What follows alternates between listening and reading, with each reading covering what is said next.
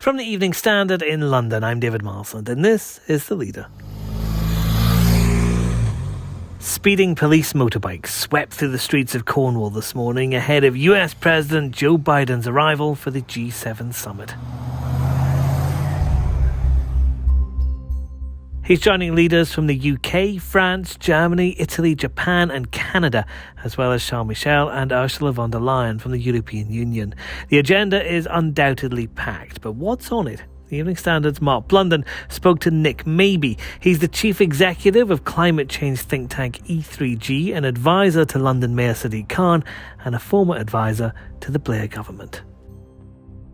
So Nick, what in your view are going to be the major environmental challenges that are going to be on the table in Cornwall over this weekend? So this is one of the most consequential G7 summits I've experienced in my long career, because the COP in Glasgow this year has to really kind of decide how much climate risk we take. This is kind of the last chance to set ambition. And the richest countries in the world, which is the G7, have to take a lead on that if others are going to follow, and provide some of the means to deliver those goals. And that's what Carbis Bay has to do in the middle of a global pandemic and one of the most tense geopolitical times we've ever experienced. So huge expectations, and they need to act. This is one they can't fudge. And could you expand on that in terms of tangible goals? Yeah, so they've already agreed earlier, a few weeks ago, to kind of commit firmly to a tougher target than they agreed in Paris 5 years ago, so trying to meet 1.5 degrees rather than well below 2, which doesn't sound a lot, but actually just means everything from now on has to be zero carbon. There's no more wiggle room. In specific terms, we now want to see them back that up with a firm commitment to get coal power out of their electricity systems by 2035, 2030 we'd like, but we probably get 2035. The Japanese have got to stop funding coal power abroad. It's important. And we hope to see them agree to phase out internal combustion engines, though it's looking like the Americans and the Germans and the Japanese may not go as far as the UK has on that by saying we want to stop selling internal combustion engines by 2030. And finally, they need to come up with firm commitments to pay the promised money they promised to developing countries back in Copenhagen in 2010. Because if they don't deliver that promise, all we'll talk about for the next 6 months is about money, not climate ambition for the rest of the world. Of course, the G7 was cancelled last year due to COVID. How would you describe the post-Trump mood music now? Yeah, I think they feel the pressure. Obviously, a lot's happened in 4 years, particularly China's become a lot more assertive, as has Russia.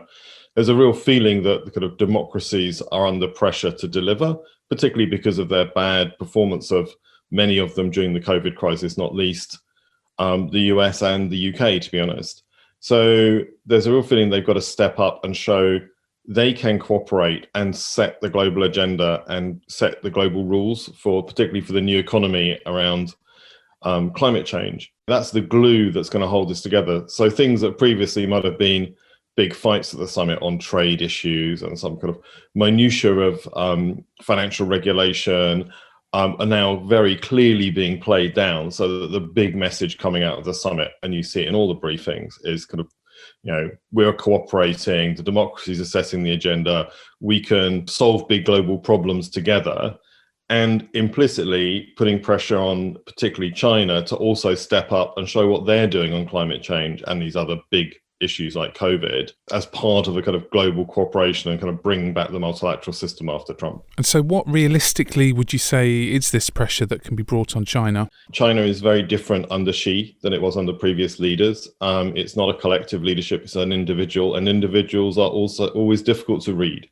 Basically, there are two aspects of kind of putting the onus on China to act. One is for the West to step up on COVID vaccines and money for the poorest countries to kind of deal with the COVID crisis. That's the number one issue on the summit agenda. And the number two issue is to put firm action on climate change, which really turns the spotlight on China and to a lesser extent India and other middle income countries to say what they're going to do next. Now, China could respond by saying, you're bullying us, or you've got to give more money to developing countries, we're going to defend their interests.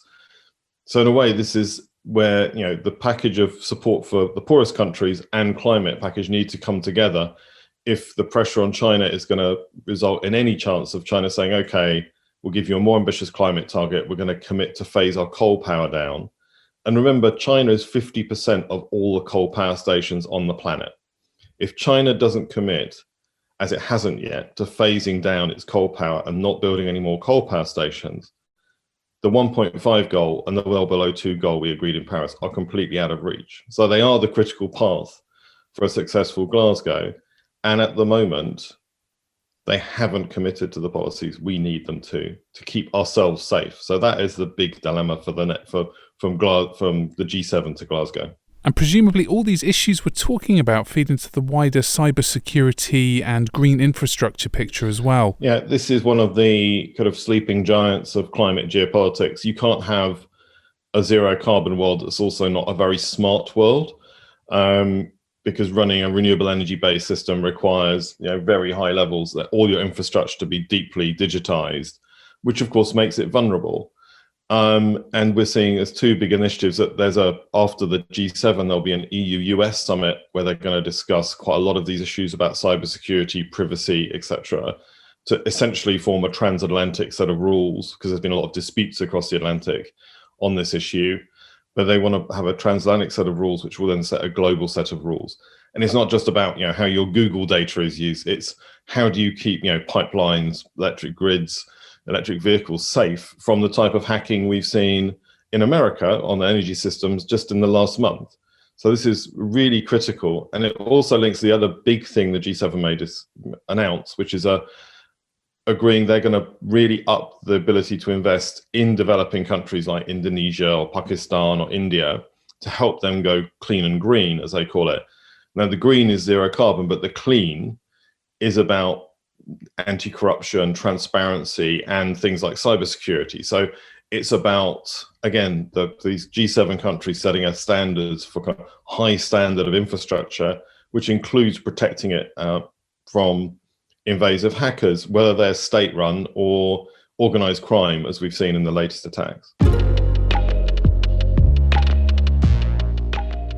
We have lots more G7 coverage from our political team in the Evening Standard newspaper and online at standard.co.uk. Follow the live blog for breaking news. And that's the leader. We're back tomorrow at 4 p.m.